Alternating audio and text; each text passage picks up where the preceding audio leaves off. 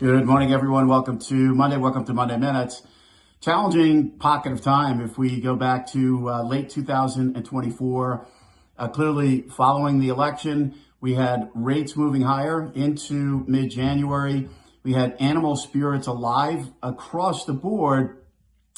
We head into January, we get through the inauguration, and the message has been very clear. Quite honestly, the message has been fairly clear all along. If you did listen to Treasury Secretary Scott Bessent over time, he has talked about this bigger structural move, the bigger agenda that the Trump administration is focused on. I think the message is really, really clear right now. We talk about spending and economic detox. We talk about this transition, which we've been writing to our clients about really since late 2024. These bigger picture initiatives, they take time. The policy changes, the transition, the president not necessarily focused on equities right now, focused on 10-year yields. You can make an argument that there was some backroom decision to slow down this economy, but the reality is, I think what the administration is saying is good policy over time will take care of the stock market, will take care of valuations. Right now, a period of consolidation, a growth slowdown, the tariff story. Yes, getting interest rates lower in this pocket of time, but if rates are moving lower because of slower growth, if rates are moving lower because of tariff and trade disruptions, then the reason that rates are moving lower right now in this pocket of time is not necessarily constructive. Therefore, we're seeing lower rates and lower risk assets at the same time. The good news is with a more normalized rate structure, and a point that we've been emphasizing, if you look at where rates had gotten to in mid-January, and we certainly started nibbling to a partial position at that point with the notion that rates could move a little bit higher and adding. But nonetheless, in and around the 2024 yield highs, the good news from an issuer perspective, rates have come down a lot. So it's still, it's been a great issuer environment. And from an investor perspective, US Treasuries are doing what they're supposed to do. They are protecting risk off pockets of time like we're seeing now, certainly a more normalized rate structure as we emerged from the pandemic with inflation. Treasury's in a position right now, probably even here, the market really hasn't done all that much wrong.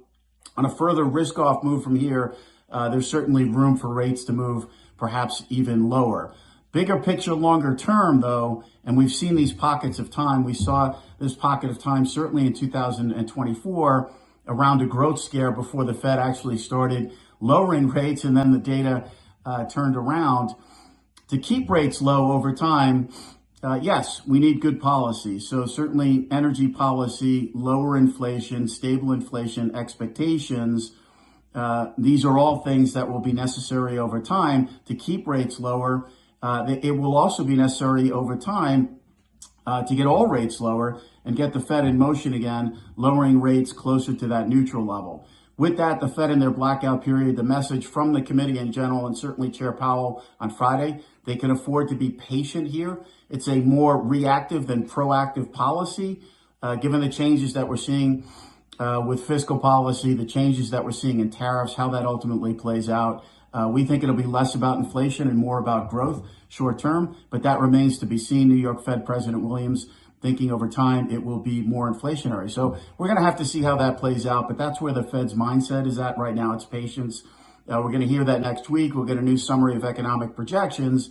And what we sense will happen is we will see the Fed with a trajectory down to more neutral levels. That pathway will be slow, perhaps another few rate cuts this year, and then over the next couple of years, getting down to this neutral rate, let's call it in and around 3.25%. But that pathway, at least for now, is projected to be slower unless something materially deteriorates on the employment side as we reprivatize the economy. We move from public sector jobs and downsizing there to private sector jobs.